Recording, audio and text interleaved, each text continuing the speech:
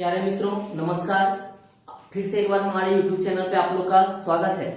मित्रों आज हम लोग बात करने वाले हैं आज के लेक्चर में कि एक्सरसाइज 10.2 का तो 10.2 का कुछ बेसिक बात है, उसको आज हम लोग समझते हैं। तो बेसिक बात में हम लोग समझे क्या, सबसे पहले इसको जानते हैं। सबसे पहले हम लोग को जानना है कि एक बिंदु से एक वृत्त पर स्पर्श रेखाओं की कितनी संख्या हो सकती है।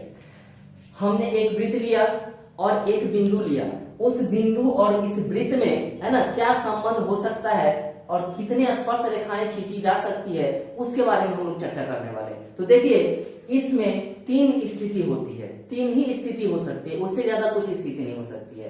पहला स्थिति हो सकती है कि अगर कोई वृत्त हम लेते हैं और वृत्त के है ना बाहर एक बिंदु लेते हैं, तो पहला स्थिति ये हो जाएगा, एक हमने वृत्त लिया और वृत्त पे हम एक बिंदु लिया, दूसरा स्थिति हो गया। और तीसरा स्थिति हो सकता है कि एक वृत्त के अंदर कोई बिंदु हो सकता है।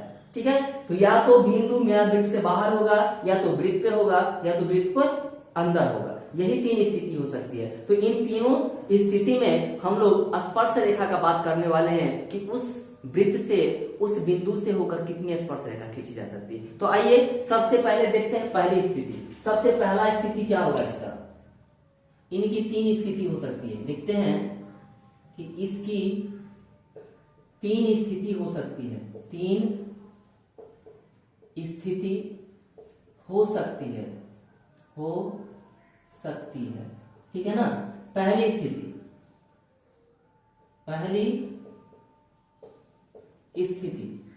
स्थिति क्या हो सकती है ये बताइए।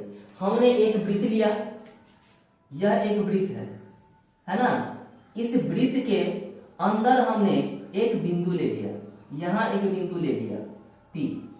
ठीक है, एक वृत्त लिया और इसके अंदर में एक P बिंदु हमने ले लिया। ठीक है, एक ये स्थिति हो सकती है।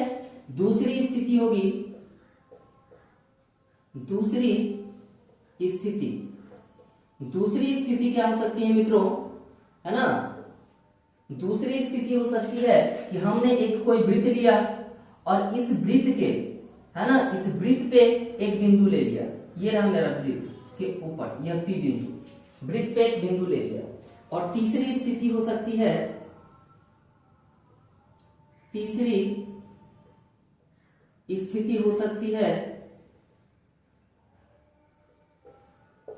कि एक वृत्त है मेरा और इस वृत्त के बाहर एक बिंदु हम P ले रहे हैं। ठीक है, तो यही तीन स्थिति हो सकता है। पहला स्थिति वृत्त के अंदर हो सकता है कोई बिंदु, दूसरा स्थिति वृत्त पे हो सकता है कोई बिंदु, और तीसरा स्थिति क्या हो सकता है, वृत्त के बाहर हो सकता है कोई बिंदु। तो अब इस तीनों स्थिति में कितनी स्पर्श रेखाएं खींची जा सकती है उसका चर्चा कर रहे हैं हम लोग। तो एक बार देखिए, यदि वृत्त के अंदर है कोई बिंदु, तो इससे अगर आप लोग एक रेखा खींचिएगा, तो यह रेखा क्या किया, इस वृत्त को यहाँ पे और यहाँ पे दो जगह क्या किया, कट किया। क्या किया, दो जगह कट किया। मान लीजिए यह A और B बिंदु पे क्या किया, कट किया। तो इस स्थिति में हम इस रेखा को प्रतिच्छेदक रेखा कहेंगे, न कि स्पर्श रेखा कहेंगे। ठीक है, तो इससे होकर कोई भी रेखा आप खींचिए, कहीं से भी खींचिए। अगर आप बोलेंगे कि नहीं ऐसा नहीं होगा कि हम ऐसा खींचे, तो इस स्थिति में भी क्या हुआ, यहाँ और यहाँ यह रेखा कट किया। बोलेंगे ऐसे खींचे तो भी क्या होगा, यह रेखा कट किया।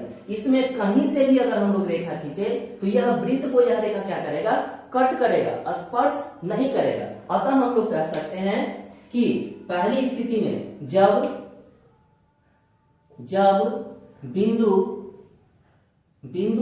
वृत्त के अंदर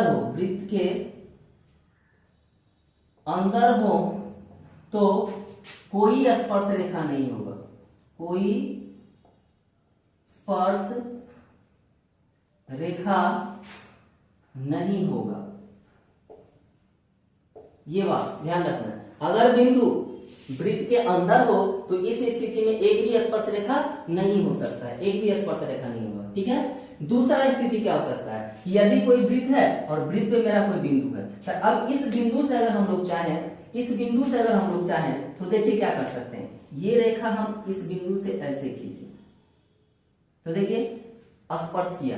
एक AB रेखा है, AB एक रेखा है जो क्या कर रहा है, सिर्फ P पे क्या हो रहा है, स्पर्श कर रहा है।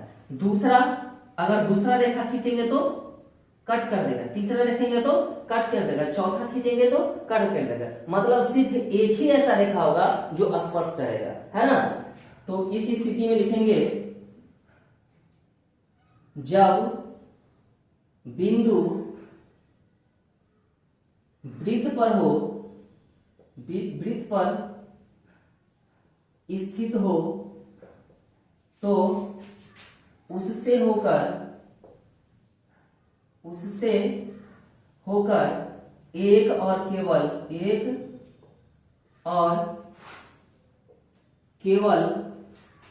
एक ही स्पर्श रेखा खींचा जा सकता है, खींचा जा सकता है ना। जब किसी वृत्त पर बिंदु स्थित हो तो इससे होकर एक ही स्पर्श रेखा खींचा जा सकता है। अगर आप कोशिश कीजिएगा दूसरी रेखा खींचने का तो यह प्रतिच्छेद कर जाएगा। देखिए यहाँ और यहाँ दो जगह काट देगा तो यह स्पर्श रेखा नहीं कहलाएगा। इसलिए एक ही ऐसा रेखा होगा जो इसको क्या करेगा, स्पर्श करेगा। तो दूसरा स्थिति ये था। अब तीसरा स्थिति क्या है मित्रों, तीसरा स्थिति में कह रहा है कि यदि, है ना, बिंदु मेरा कहां हो, वृत्त से बाहर हो। जब बिंदु वृत्त से बाहर होगा तो इस स्थिति में क्या होगा, देखिए इस बिंदु से हम रेखा खींच रहे बहुत सारा, एक रेखा ये खींचा, एक रेखा ये खींचा, एक रेखा ये खींचा, एक रेखा ये खींचा, एक रेखा ये खींचा, ढेर सारा रेखा खींचा हमने, ठीक है। तो इसको बोल देते हैं पी बिंदु से, है ना, यहाँ पे जो कर रहा है ए और यहां से हमने बी किया, ठीक है। तो ये अगर हम बाहरी बिंदु से ढेर सारे रेखा खींचेंगे तो यह क्या होगा, इसमें केवल ऐसा दो ही रेखा होगा जो क्या करेगा, ए और बी बिंदु का स्पर्श कर रहा है। एक रेखा है एपी और दूसरा है बीपी। तो एपी और बीपी ही रेखा ऐसा है जो इस वृत्त को क्या कर रहा है, स्पर्श कर रहा है। बाद बाकी सारा रेखा क्या कर रहा है, इस वृत्त को क्या कर रहा है, प्रतिच्छेद कर रहा है, काट रहा है। तो इस स्थिति में हम लोग कह सकते हैं कि एपी और बीपी मात्र दो ही ऐसा रेखा होगा जो क्या होगा, स्पर्श करेगा, बाद बाकी क्या होगा, प्रतिच्छेद कर जाएगा। तो हम लोग बात कर रहे हैं स्पर्श रेखा की, किसकी, स्पर्श रेखा की। तो इस बिंदु से, बाहरी बिंदु से होकर दो रेखा स्पर्श करेगा, बाद बाकी नहीं करेगा। तो इस स्थिति में हम लोग लिखेंगे कि जब बिंदु वृत्त से बाहर हो, वृत्त से बाहर हो तो दो स्पर्श रेखा खींची जा सकती है, खींची जा सकती है। बस इससे ज्यादा नहीं, ठीक है। तो हम लोग अभी देखें मित्रों कि एक बिंदु से होकर जब किसी एक वृत्त पर कितनी स्पर्श रेखा खींची जा सकती है। तो इसकी तीन स्थिति हो सकती है। पहला हो सकता है कि किसी वृत्त पर कोई बिंदु इसके अंदर हो सकता है, या वृत्त पर हो सकता है, या क्या हो सकता है, वृत्त से बाहर। यही तीन स्थिति हो सकती है। तो यदि वृत्त के अंदर कोई बिंदु है तो कितना रेखा, एक भी रेखा नहीं। क्यों, क्योंकि वृत्त के अंदर जो भी रेखा है उससे अगर कोई भी रेखा हम लोग खींचे इस बिंदु पे, है ना, तो क्या होगा, है ना, सारा का सारा रेखा क्या करता है, प्रतिच्छेद कर देगा। इसको क्या करेगा, प्रतिच्छेद कर देगा, स्पर्श नहीं कराएगा। इसलिए हम लोग कह सकते हैं यदि कोई वृत्त के अंदर कोई बिंदु है तो इससे होकर एक भी रेखा, स्पर्श रेखा नहीं हो सकता है। दूसरा स्थिति का बात किए कि जब बिंदु क्या हो, वृत्त पे स्थित हो। जब बिंदु वृत्त पे स्थित हो तो इससे होकर केवल एक ही रेखा ऐसा हो सकता है जो स्पर्श करेगा, दूसरा रेखा स्पर्श नहीं करेगा। इसलिए हम लोग कह सकते हैं कि यदि वृत्त पे कोई बिंदु स्थित हो, है ना, तो उससे एक और केवल एक ही स्पर्श रेखा हो सकता है, ठीक है। अब बात आता है तीसरा स्थिति का। इस स्थिति में क्या होगा कि कोई भी बिंदु वृत्त से बाहर हो सकता है, तो बाहर बिंदु है तो उससे क्या हो सकता है, तो उससे सिर्फ दो स्पर्श रेखा खींची जा सकती है। बाद बाकी अगर खींचेंगे भी तो सारा का सारा रेखा क्या कर जाएगा, प्रतिच्छेद कर जाएगा। इसलिए इससे केवल दो ही स्पर्श रेखा। मित्रों अब हम लोग बात करने वाले हैं इस एक्सरसाइज 10.2 में जो बेसिक है मेरा सबसे महत्वपूर्ण उसका, जो कि है प्रमेय 10.2। तो प्रमेय 10.2 10.1 हम लोग पढ़ चुके हैं, जिसमें क्या था, हमको सिद्ध करना था कि किसी वृत्त पर स्पर्श रेखा से, है ना, त्रिज्या जो लंब होती है वह लंब होगी, मतलब किसी वृत्त के स्पर्श रेखा पर त्रिज्या लंब होती है, यह सिद्ध करना था उसमें। और इसमें हम लोग को क्या सिद्ध करना है कि कह रहा है कि बाह्य बिंदु से वृत्त पर खींची गई स्पर्श रेखाओं की लंबाई क्या होगी, बराबर होगी। कहने का मतलब देखिए कि अगर कोई मेरा वृत्त है, ये मेरा क्या है, वृत्त है, और बाहर कोई एक बिंदु है P, है ना, तो इस बिंदु से इस पर जो स्पर्श रेखा होगा, ये एक ये रेखा अभी जस्ट देखे थे हम लोग बेसिक में, है ना। अभी तीसरा स्थिति, तीन स्थिति जो हुआ था उसमें से तीसरा स्थिति यही था कि अगर किसी वृत्त पर बाह्य बिंदु से दो रेखा स्पर्श रेखा हो सकती है, तो एक ये और एक ये। तो यहाँ से मेरा इस बिंदु से और इस बिंदु से अगर हम A और B बोल दें, तो यहाँ से जो होगी AP, यह AP और BP की लंबाइयां बराबर होगी, ये चीज हमको सिद्ध करना है। ठीक है मित्रों, क्या सिद्ध करना है कि किसी वृत्त पर, है ना, किसी बाह्य बिंदु से खींची गई स्पर्श रेखा की लंबाइयां मतलब PA और PB आपस में बराबर होगा, इस चीज को हमको सिद्ध करना है। तो आइए इस चीज को सिद्ध करते हैं, ठीक है ना। इसके लिए सबसे पहले हम लोग वृत्त मानते हैं, तो वृत्त देखिए कैसे मानेंगे और रेखा बिंदु कैसे मानेंगे, ठीक है। देखिए मान लेते हैं, माना कि विशेष प्रतिज्ञा, विशेष प्रतिज्ञा, विशेष प्रतिज्ञा में हम लोग मानते हैं, जो कह रहा है ना इसी बात को मान करके चलना ही विशेष प्रतिज्ञा कहलाता है, ठीक है। तो मानते हैं, माना कि ओ केंद्र वाला एक वृत्त है, क्या है, एक वृत्त है, ठीक है। ये मान लीजिए ये मेरा एक वृत्त है, ये मेरा एक वृत्त है, ये मेरा वृत्त है जिसका केंद्र क्या है मित्रों, O है, ठीक है। एक O केंद्र वाला मेरा वृत्त है तथा वृत्त के बाहर यहाँ एक बिंदु मेरा P है, मान लेते हैं, ठीक है। तो लिखिए, माना कि O केंद्र वाला वृत्त है तथा, है ना, वृत्त के बाहर P कोई क्या है, बाह्य बिंदु है, क्या है, बाह्य बिंदु है, ठीक है। ये हमने मान लिया। अब हम लोग क्या करते हैं, है ना, रचना करते हैं। क्या करते हैं, रचना करते हैं। तो रचना क्या करते हैं मित्रों, हम लोग क्या किए कि A से, है ना, ये इस बिंदु से, ठीक है, इस पर वृत्त पर एक स्पर्श रेखा ऐसे खींचते हैं, एक ये हो गया, दूसरा एक स्पर्श रेखा हम ये खींच दिए ऐसे, ठीक है। तो मान लेते हैं कि दो स्पर्श रेखा है ना, ये P बिंदु है मेरा, इस P बिंदु से तो एक यहाँ पे कट किया, इसको A बिंदु बोल दे रहे हैं, और यहाँ जो कट किया इसको B बिंदु बोल दे रहे हैं, ठीक है। तो रचना क्या किए हम लोग, है ना, रचना किए हम लोग कि P बिंदु से दो स्पर्श रेखा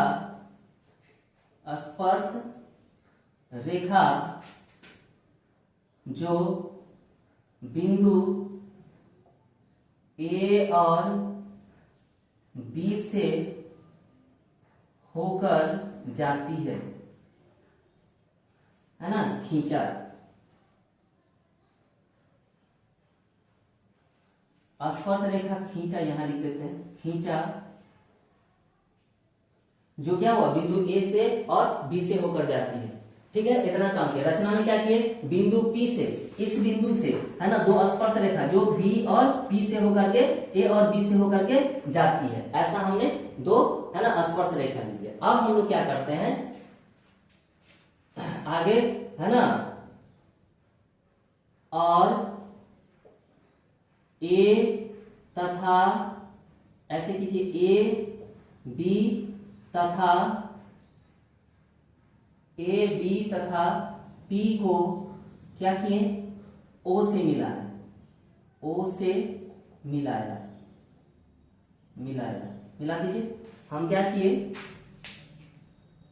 हम किए कि B को O से, A को भी O से और P को भी क्या किए, O से मिला दिए, ऐसा काम किए। क्या किए हम लोग, रचना में क्या किए कि P, A और B, इसको क्या किए, तीनों को O से मिला दिए, B को भी O से मिलाया, A को भी O से मिलाया और P को भी ओ से मिला दे, ठीक है। अब आइए हमको सिद्ध क्या करना है उसको लिखते हैं, ठीक है। तो देखिए सिद्ध क्या करना है, सिद्ध करना है क्या, हमको सिद्ध करना, ये रचना था मित्रों, ये रचना है मेरा, ये विशेष प्रतिज्ञा है, विशेष प्रतिज्ञा, ठीक है। अब हमको सिद्ध क्या करना है, जब ऐसा स्थिति हो गया तो हमको सिद्ध करना है कि एपी जो होगा ये और बीपी जो होगा ये आपस में बराबर होगा, मतलब एपी बराबर होगा किसके, बीपी के। ये चीज हमको सिद्ध करके दिखाना है, ठीक है। तो आइए हम लोग करते हैं प्रमाण पे, प्रमाण। देखिए हम सोचते हैं पहले कि हम कैसे कर सकते हैं, सोचना सीखते हैं सबसे पहले, है ना। हमको दिखाना है कि इस त्रिभुज में, अगर हम लोग ये त्रिभुज ले लें, है ना, ये त्रिभुज कौन सा, ओ ए पी और ओ बी पी, इस त्रिभुज का, तो ओ ए पी में ए पी भुजा और ओ बी पी में, है ना, बीपी भुजा को हमको बराबर दिखाना है। अगर मेरा यह त्रिभुज कौन सा, ओ ए पी और त्रिभुज ओ बी पी, यह दोनों त्रिभुज मेरा क्या हो जाए, या तो समरूप हो जाए या तो सर्वांगसम हो जाए। अगर सर्वांगसम हो जाता है, यह दोनों त्रिभुज अगर सर्वांगसम हो जाता है तो हम लोग कह सकते हैं कि इस त्रिभुज का टोटल पार्ट इस त्रिभुज के टोटल संगत पार्ट के बराबर होगा। यहां से हम लोग कह सकते हैं कि ये भुज आपस में बराबर होगा। तो हमको दिखाना क्या है बंधु, हमको दिखाना है कि यह त्रिभुज और यह त्रिभुज क्या होगा, सर्वांगसम होगा। तो आइए इस पे हम लोग काम करते हैं, इस त्रिभुज को और इस त्रिभुज को सर्वांगसम दिखाना है, तो इस त्रिभुज पे काम करते हैं हम लोग। तो चलते हैं, त्रिभुज कौन सा, ओ ए पी तथा ओ बी पी में हम लोग चलते हैं, त्रिभुज ओ ए पी तथा त्रिभुज ओ बी पी में। इस दोनों त्रिभुज में देखिए मित्रों क्या बात है ना, इस दोनों त्रिभुज को लेके देखिए। तो इस त्रिभुज में बोलिएगा, जस्ट इससे पहले जो थ्योरम पढ़े थे प्रमेय 10.1 मतलब 10.1, वह जो थ्योरम पढ़े थे उसमें क्या था कि अगर कोई स्पर्श रेखा होता था और त्रिज्या से होकर यह जो लंब जाता था, तो त्रिज्या क्या होता था, इस स्पर्श रेखा पर लंब होता था। कहने का मतलब यह स्पर्श रेखा है और यह इससे त्रिज्या है ना, तो हम लोग कह सकते हैं यह इससे क्या होगा, लंब होगा। दैट मीन्स ये क्या हो जाएगा, 90 डिग्री हो जाएगा। इसी तरह से हम लोग कह सकते हैं इस त्रिभुज में यह स्पर्श रेखा है और यह क्या है, त्रिज्या है। यह त्रिज्या क्या होता है, स्पर्श रेखा पे लंब हो सकता है, ये क्या होगा मित्रों, 90 डिग्री होगा। इतना तो कह सकते हैं हम लोग। तो आइए देखते हैं, इस दोनों त्रिभुज में हम लोग कह सकते हैं कि कोण ओ ए पी, कोण ओ ए पी बराबर होगा कोण किसके, ओ बी पी के, कोण ओ बी पी के। कहां से, दोनों 90 डिग्री है, वहां से यहां लिख देते हैं, है ना, चूंकि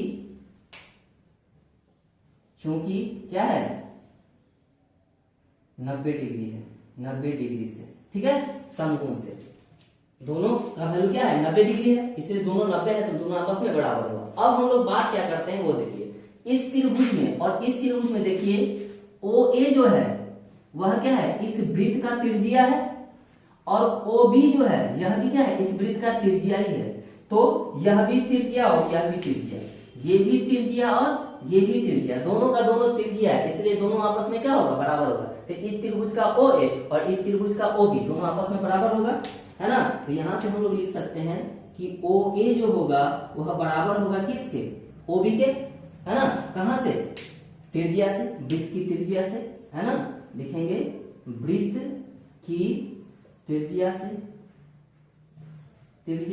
ये दोनों बराबर होंगे, ठीक है। और साथ में हम लोग कह सकते हैं मित्रों कि इस त्रिभुज का ओपी और इस त्रिभुज का ओपी, दोनों ओपी दोनों त्रिभुज में, है ना, ओपी जो है तो क्या है, दोनों में क्या है, उभयनिष्ठ है, क्या है, दोनों में उभयनिष्ठ है, इसलिए ओपी ओपी के बराबर होगा। तो यहां से हम लोग कह सकते हैं कि ओपी जो होगा वह बराबर होगा किसके, ओपी के। कहां से, है ना, यह हो सकता है उभयनिष्ठ से, कहां से, उभयनिष्ठ है ना, उभयनिष्ठ से, उभयनिष्ठ से। तो यहां से देखिए मित्रों, यह क्या लिखा है, यह कोण है 90 डिग्री, यह कोण क्या है, यह कोण है 90 डिग्री। तो यह त्रिभुज क्या हो गया, समकोण त्रिभुज, यही समकोण त्रिभुज। तो समकोण त्रिभुज में जो सबसे लंबा भुजा होता है उसको क्या कहते हैं हम लोग, कर्ण कहते हैं। तो गौर कीजिए कि इस त्रिभुज में सबसे लंबा भुजा ओपी ही है। क्या है, ओपी सबसे लंबा भुजा है। तो ओपी क्या हो गया, इस त्रिभुज का कर्ण हो गया, और यही ओपी क्या हुआ, इस त्रिभुज का भी कर्ण हो गया। तो कहने का मतलब एच हाइपोटेन्यूअस, एच जो है क्या है, इस त्रिभुज का एच और इस त्रिभुज का एच बराबर है, ठीक है। और इसके बाद हम लोग कहते हैं इस त्रिभुज का आर और इस त्रिभुज का आर दोनों त्रिज्या है, इसलिए इस त्रिभुज का आर इस त्रिभुज का आर आपस में बराबर है, और दोनों क्या है 90 डिग्री है, तो यह भी 90 डिग्री है ना। तो हम लोग कह सकते हैं कि R H S right angle है ना, और साइड राइट एंगल है ना, हाइपोटेन्यूअस, और साइड से यह दोनों त्रिभुज क्या हुआ, सर्वांगसम हुआ, है ना। हम लोग कह सकते हैं है ना, आर एच एस से, अतः लिखेंगे अतः आर एच एस से हम लोग कह सकते हैं कि त्रिभुज कौन सा, त्रिभुज ओ ए पी सर्वांगसम हुआ त्रिभुज किसके, ओ बी पी के, दोनों त्रिभुज सर्वांगसम हुआ। अतः हम लोग कह सकते हैं क्या, इसका टोटल संगत पार्ट इसके टोटल संगत पार्ट के बराबर होता है ना। अतः हम लोग कह सकते हैं क्या कि ओ ए जो होगा, ओ ए क्या होगा, बराबर होगा किसके, ओ ए नहीं एपी, एपी जो होगा वह बराबर होगा किसके, बीपी के, है ना। प्रूफ, ये हमको प्रूफ करना था, ठीक है। तो बहुत ही आसान था मित्रों, हमको जो दिखाना है उस पे हमको सोचना है। हमको दिखाना था कि यह भुजा और यह भुजा आपस में बराबर होगा, तो दोनों भुजा आपस में बराबर कब होगा, जब यह त्रिभुज क्या होगा, सर्वांगसम हो जाएगा। तो हम सबसे पहला काम क्या किए, दोनों त्रिभुज को क्या किए, सर्वांगसम दिखा दिए। तो सर्वांगसम कैसे, आर एच एस से, है ना, क्या हुआ, मेरा यह दोनों त्रिभुज सर्वांगसम हो। अतः हम लोग कह सकते हैं क्या, यह भुजा और यह भुजा आपस में बराबर है। यह भुजा ही नहीं, जैसे ही यह दोनों त्रिभुज आपस में सर्वांगसम हुआ तो इसका टोटल कोण भी एक दूसरे के बराबर होगा, टोटल संगत भुजा भी एक दूसरे के बराबर होगा। तो देखिए एपी और बीपी एक दूसरे का संगत भुजा है, इसलिए दोनों आपस में बराबर हुआ, है ना। आशा करते हैं यह बात समझ में। अब हम लोग एक्सरसाइज 10.2 का जो एक्सरसाइज है वह नेक्स्ट वीडियो में करते हैं। तब तक के लिए अगर मेरा वीडियो आपको अच्छा लगता है तो प्लीज सब्सक्राइब करें, लाइक करें और बेल आइकन को जरूर दबाएं, ताकि हम जो भी वीडियो बनाएं वह आप तक आसानी से पहुंच सके। ठीक है, धन्यवाद।